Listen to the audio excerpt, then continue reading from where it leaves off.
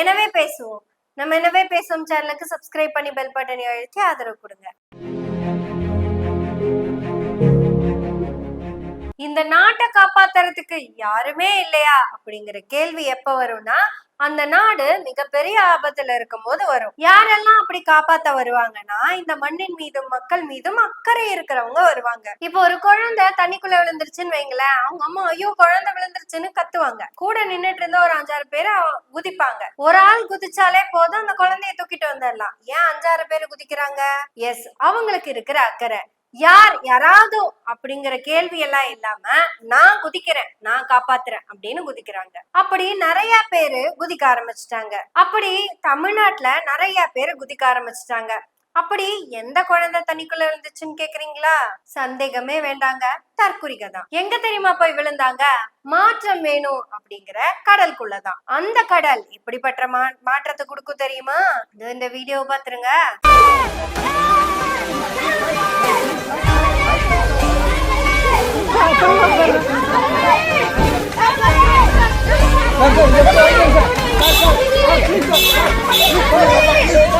கடல் அப்படியே கேட்ல இருந்து BMW கார்ல வெளியே வருதுங்க. எல்லாரும் போய் சொல்றாங்க நிறுத்துங்க நிறுத்துங்க நிறுத்துங்க நிறுத்துங்கன்னு. எல்லாரும் ஒரு 15 பேர் தாங்க, பெருசாலாம் ஆட்கள் கிடையாது. ஒண்ணு கண்ணாடி இறக்கி என்ன விஷயம்னு கேட்டுக்கலாம், இல்ல நிப்பாட்டி இறங்கி என்னன்னு பேசி இருந்திருக்கலாம். ஆனா இந்த மாற்றம் எதை பத்தியும் கவலைப்படாதுங்க, அது அப்படியே போயிரும். இது இப்படி போகும்னு தெரிஞ்சதுனாலயே என்னமோ காப்பாத்துறதுக்காக நிறைய பேர் தண்ணியில குதிக்க ஆரம்பிச்சிட்டாங்க. ஜேம்ஸ் வசந்தன் தெரியும்லங்க, அவரெல்லாம் தான் உண்டு தன்னோட வேலை உண்டுன்னு இருக்கிறாள். இப்போ நேரடியா களத்துல இறங்கி பேச ஆரம்பிச்சிட்டாரு. அப்படி வந்த பல பேர்ல ஒருத்தர் தான் திரு விஸ்வா அவர்கள். மெட்டியொலி செல்வம் அப்படின்னா யாரும் மறக்கவே மாட்டீங்க. இன்னைக்கு இருக்க 2K கிட்ஸுக்கு பெருசா தெரியாதுங்க, அதுக்கு முன்னாடி இருக்கிறவங்களுக்கு தெரியும். அந்த விஸ்வா ஆட்டோமேட்டிக்கா காப்பாத்துறதுக்காக வாய்க்கால்ல குதிச்சிட்டாரு. அவர் ஏன் குதிச்சாருன்னா, அவருக்கு வந்த கனவுதான் காரணமாமா.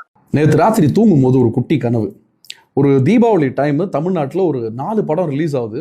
முதல் படம் சூப்பர் படம், 2வது படம் சுமாரான படம், 3வது படம் 3வது ஷோவே தாண்டாது, அவ்வளோ கேவலமான படம், 4வது படம் ரேஸ்லேயே இல்லை, அதை விட்டுருவோம். இந்த 4 படத்தையும் பார்த்துட்டு ஒரு 9 யூடியூபர்ஸ், ஒரு 9 யூடியூபர்ஸும் அவங்க சேனலில் இந்த 4 படத்தை பற்றியும் ரிவ்யூ கொடுக்குறாங்க. இந்த முதல் படத்தை வந்து சூப்பருங்கிறாங்க, 2வது படத்தை சுமாருங்கிறாங்க, 3வது படம் தேராதுன்னே சொல்றாங்க. அதான் சொன்னல, அது ஒரு விளங்காத படம்.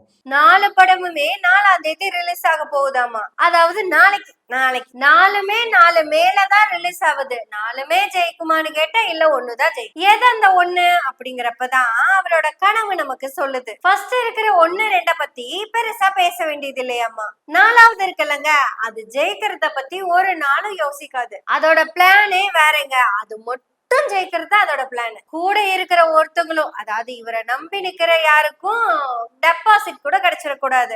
எந்த கேண்டிடேட்டையுமே மீண்டும் இன்னொரு தடவை அந்த இடத்துல போட்டியிட வைக்கவே இல்லை. போன தடவை நீ எங்க போட்டியிட்ட சார்? நான் நன்னிலத்துல. நீ நாகப்பட்டினத்துக்கு போ சார், நான் இங்கே வாங்கிக்கிறேன் சார். நோ நோ நோ, நீ இங்கே இருந்துட்டேன்னா ஓரளவு டெபாசிட்டாவது வாங்கிடுவேன், அதனால வேண்டாம். அதனால அந்த 4வது பத்தி கவலையே இல்லைங்க. அதுதான் அந்த கடல் மாற்றம். அந்த மாற்றத்துக்கு வேண்டி வந்த ஏமாற்றமே அதுதாங்க. இந்த ஏமாற்றத்துல குழந்தைங்க சிக்கிடக்கூடாது அப்படிங்கிறதுக்கு தான் விஸ்வா அவர்கள் அவர் கண்ட கனவை எல்லாத்துக்கும் சொல்லியிருக்காரு. அதுவும் சொல்றாரு, நான் ஒரு கெட்ட கனவு கண்டங்க, இந்த கெட்ட கனவுல கண்டதெல்லாமே கெட்டதாவே இருக்குது. 3வதா ஒருத்தன் வருவான், ஆனா எதுக்குமே வரமாட்டான், ஆனா அவன் வருவான் அப்படின்னு யாரோ சொல்லிட்டாங்களாமா. அப்படி இவரு கண்ட இந்த கனவை குடுகுடுன்னு எடுத்துட்டு ஓடி வந்து மக்கள் கிட்ட சொல்லி, நான் இப்படி ஒரு கனவு கண்டுட்டேன், நீங்க எல்லாம் சேஃபா இருந்துக்கங்கன்னு சொல்றாரு. சரி, இப்ப இவங்க எல்லாரும் எதுக்காக மக்களுக்காக பேச வரேன்னு வராங்க? இதுக்கு முன்னாடி இவங்க ஏதாவது இந்த அரசியலை பத்தி பேசியோ ஏதாவது பாத்திருக்கீங்களா? அவங்க துறையில இருந்து மக்களுக்கு என்ன பண்ண முடியுமோ அதெல்லாம் பண்றாங்க. மக்களுக்கு ஒரு ஆபத்து அப்படின்னா யாராக இருந்தாலும் வீட்டுக்கு வருவாங்க. இந்த மக்களை காப்பாற்றணும் அப்படிங்கிற அக்கறை யாருக்கெல்லாம் இருக்கோ அவங்க எல்லாருமே வருவாங்க. அப்ப விஜய்க்கு அந்த அக்கறை இல்லையா அப்படின்னு கேக்குறீங்களா? அதை ஏங்க என்கிட்ட கேக்குறீங்க?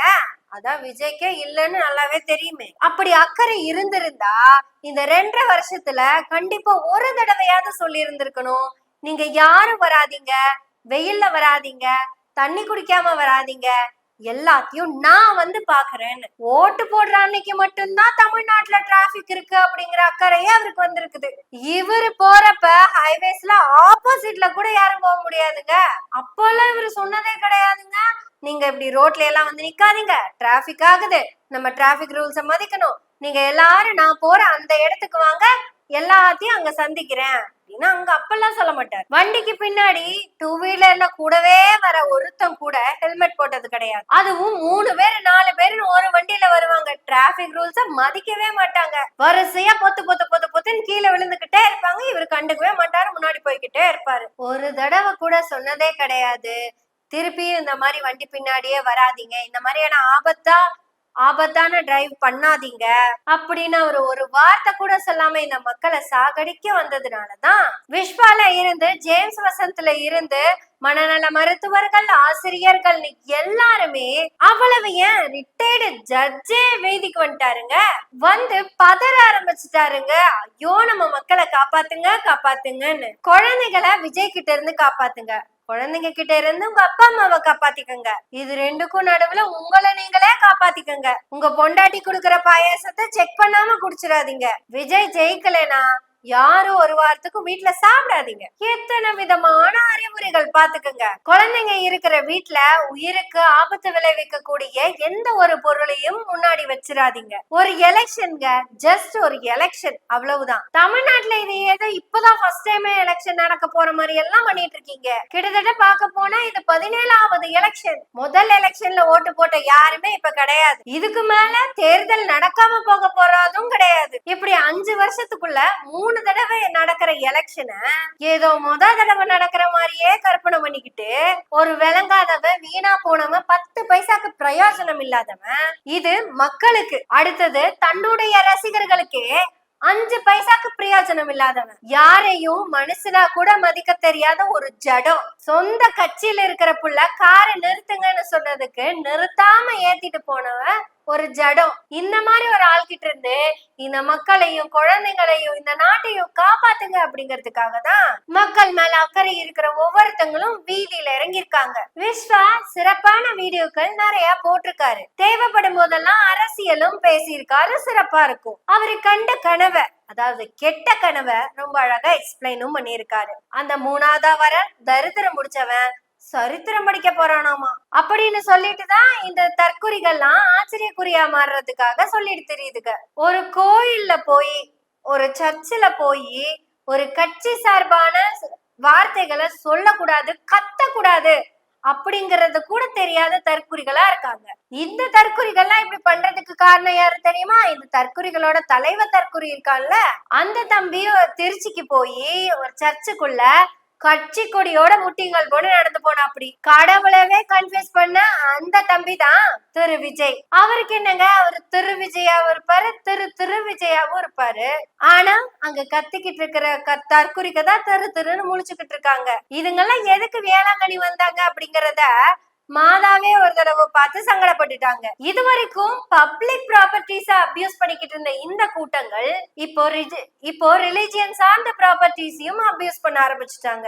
இந்த தற்குறிகள்லயும் ஒரு தற்குறி தெளிவா பேசுற மாதிரி பேசியிருக்கோம், அதையும் கேளுங்க. திருச்செந்தூர் கோவில்ல விஐபி தரிசனம் இருக்குதாமா. கேட்டீங்கல்ல? திருச்செந்தூர் கோவில்ல விஐபி தரிசனம் வேண்டாமா. ஒரு விஐபி வந்தா கடவுளை பாக்குறதுக்கு 8 மணி நேரம் காத்துட்டு இருக்காங்களாமா. இதே தற்குறிக தான் இந்த தலைவன் தற்குறி லேட்டா வர்றதுக்கு கூட கவலைப்படாம 12 மணி நேரத்துக்கு மேல காத்துக்கிட்டு இருந்தாங்க. இதுங்கெல்லாம் இப்படி தெளிவா பேசுறதான் நினைச்சு இதுங்கெல்லாம் இப்படி வெட்டியாவே பேசிக்கிட்டு இருக்கறனாலதான் வெட்டி ஒலி விஸ்வா சலங்க கட்டிட்டு வந்திருக்கிறாரு. இப்படி மக்களை காக்க வந்த எல்லா கதாநாயகர்களுக்கும் நாயகர்களுக்கும் நன்றி. நீங்க பேசுங்க சார், எல்லாரும் பேசுங்க, மக்களுக்காக பேசுங்க. உங்க கூட சேர்ந்து நாங்களும் பேசுவோம். எனவே பேசுவோம் நாள்தோறும். உங்களுடைய ஆதரவுகளை நன்றிகளோடு எதிர்பார்த்து கொண்டிருக்கிறோம். நன்றி, வணக்கம்.